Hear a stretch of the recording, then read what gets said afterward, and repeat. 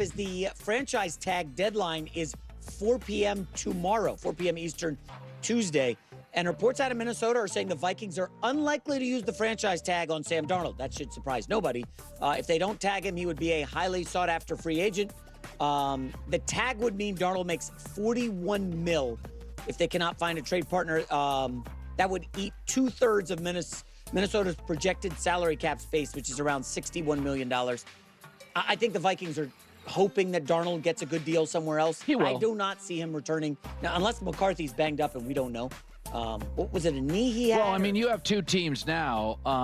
Unless the Raiders, Shedeur Sanders, people can say what they want about Shedeur Sanders. I have a hard time believing he's going to be available to the Raiders or the Jets. No. I don't know what you did in your mock draft. Where'd you have him going? We'll talk about that in like 2 minutes. Okay, so I just think Sam Darnold's going to have a market, and the market is probably the Las Vegas Raiders. That's what it feels like. I think Minnesota's did all they can. I think the Vikings essentially did Sam Darnold a favor. That they know they're not bringing him back, but they're doing him a solid. What the message they're sending to the league is Kevin O'Connell, who's a brilliant offensive coach, is having a hard time figuring out if he can let Sam Darnold go. I think Kevin's already made the decision.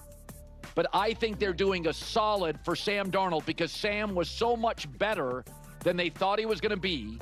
And he got them, playoffs. And they loved him. And he's a great kid. So I think Minnesota, their GM and their head coach, really respected, are doing a solid to Sam Darnold. We love this guy, and we don't know what in the hell to do.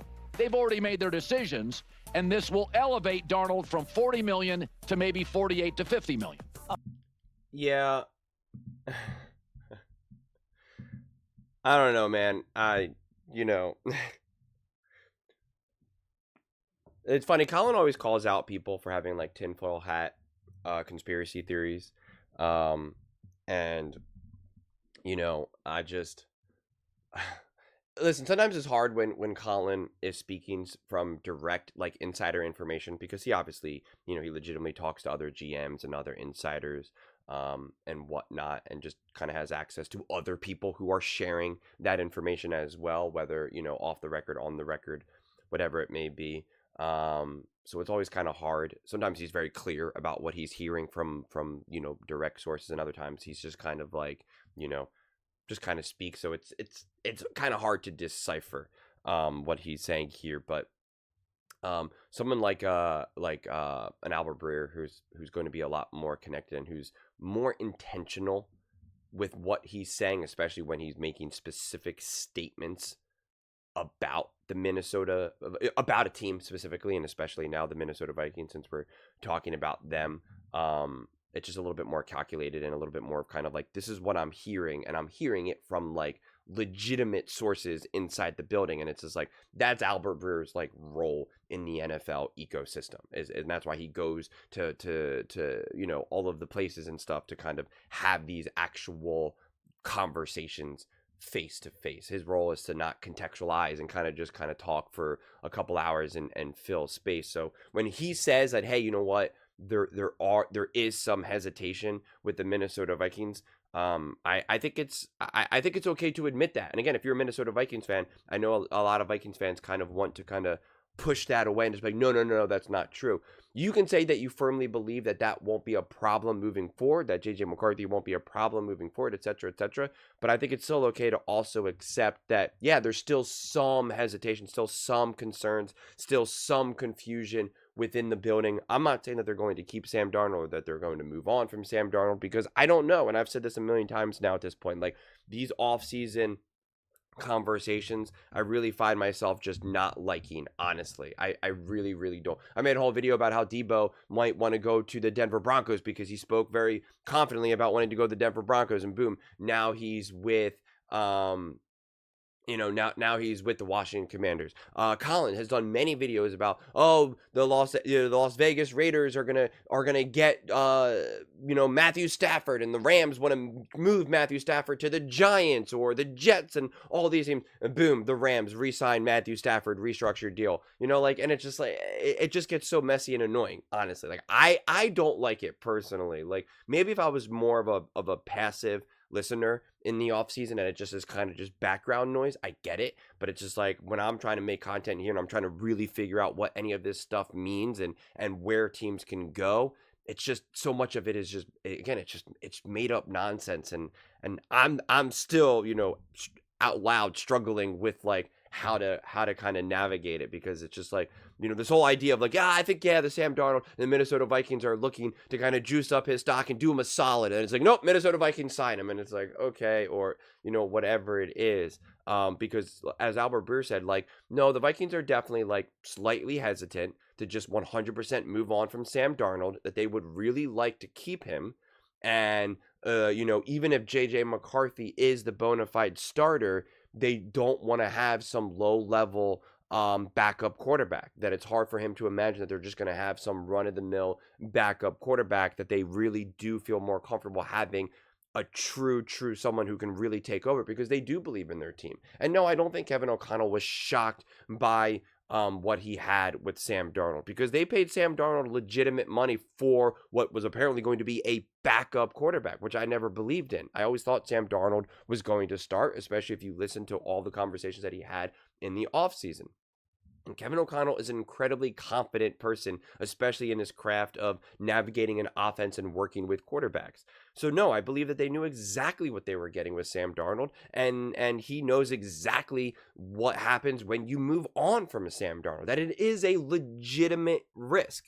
It is a legitimate risk, and he has not seen enough of JJ McCarthy at this point because of the way how his injury timeline has unfolded. So now there is a lot more guesswork or evaluation that happened like over a year ago, which is an uncomfortable place to be in when you're trying to make decisions, because you know what just happened this last season. You know what just happened a mere 2 months ago, so it's just different. So I do think that there's some uncomfortability about what to do with Sam Darnold, JJ McCarthy, and the Minnesota Vikings team as a whole, especially because you do have a team and you have enough players that are ready to win now, and they got a taste of winning now, and they want to do it. They're like, let's go for it, let's do it. They don't want to have a rocky year. They don't want to have an inconsistent year. They don't want to go through some of the growing pains that, say, like a Bo Nix went through, that even a Jaden Daniels went through, that Caleb, etc. Like they're ready, and they feel that they were so close last year that things just kind of fell apart, and that, like, I got news for you. This team, this Minnesota Vikings team, majority of this roster, coaching staff, etc., like, they're ready to pop. They're feeling like, NFC Championship game or nothing, man. Like, we better get to the NFC Championship game this season, and we better compete to win that game. Like that's what the expectations are.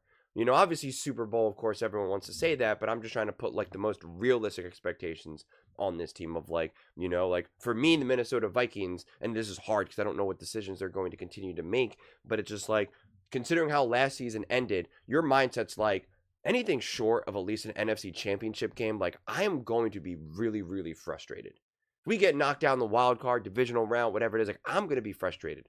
And this divisional, and even the NFC Championship game, like, I'll only be okay losing if it really feels like we ran into a juggernaut. If the Eagles really do just go on a tear, or the Lions are now 100% healthy and now their defense is awesome and their offense is still, or Jaden Daniels, the era of Jaden Daniels has begun, right? Like I would only really be okay in certain circumstances, but like NFC Championship game and I lose to the Rams, like, no, that's like unacceptable to me. The Dallas Cowboys or something, some other random team, like, no. The Falcons, like, no.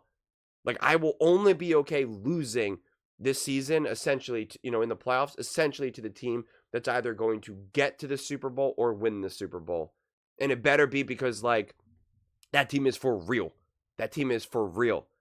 And so, I know a lot of other players are going to feel that way, and the coaching staff's going to feel that way, heck, even ownership. So that's why these decisions feel a little bit less, a little bit more intense. And I think, what you're also seeing with the Vikings is that everyone's a little bit of afraid to make a mistake. It's a little unsettling when you have a team that feels like it's really ready to pop in the positive way, and yet you still have some major decisions to make. It's a little bit easier when you're like the Chicago Bears and you're like, we won like 6 games last year. What do we do here? And it's like, all right, we have to be aggressive. And it's like, well, because you're not doing anything, so you may as well be aggressive. You can take big swings. You can take big chances. It just hits differently. The Lions did it in the past. The Eagles did it in the past. Like it matters a little bit differently here. So the decisions that they make really have such massive implications for what the future can bring. And I just brought up the Eagles randomly, but the Eagles are another perfect example of this because it's a little bit different because in 22 they had made it to the Super Bowl, but then 23 obviously they get rocked in that first round. Then they make concrete decisions that then ultimately lead them to win the Super Bowl. Here you have a team like the Minnesota Vikings who had a really great year, get rocked in the playoffs. It's like, are there a couple decisions for them to make that then get them to the Super Bowl? You know, quite possibly. Is that with the J.J. McCarthy-led team who's now going to have to figure out how to be a quarterback in the NFL? That's kind of the question. Is Sam Darnold good enough where if you just make a couple moves that you then can now get to the Super Bowl, win the Super Bowl? That's the other question. That's where, like I always keep saying, in Kevin O'Connell you trust. It's just like you let Kevin O'Connell make that decision. So, I don't know. So we will see. It's definitely messy. It's definitely messier than I think people want to accept, honestly. But in a lot of ways, it's kind of a good messy, right? Because again, you could either be the Dallas Cowboys messy, the Chicago Bears messy, the Jacksonville Jaguars messy, or you could be the Philadelphia Eagles messy, the Kansas City Chiefs messy. Where it's just like, hey, things are kind of getting a little weird. I guess we have to move on from Tyreek Hill. We're going to have to fire this coordinator and hire this coordinator for the Eagles. And this, it's good messy because you have enough great players who are ready to win. And you have the bones of the team. And you just got to have to make a couple other decisions that could really get you over the hump.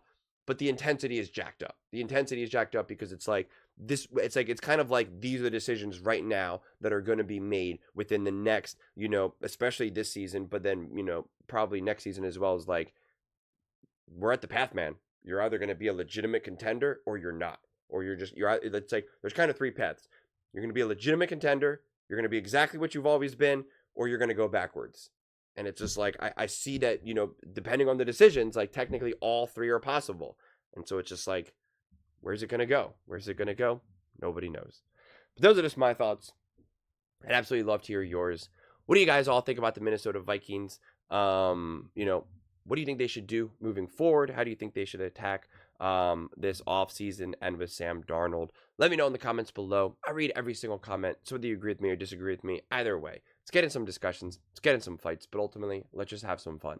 And please do consider subscribing. We're building an amazing community here, and I absolutely love to see you part of it. I want to build something that we all genuinely feel connected to. Something that we're really excited to be part of. I think we're on our way to doing it. Please don't forget to give this video a thumbs up, as it really does help the visibility and the algorithm. Thank you so much. See you next time.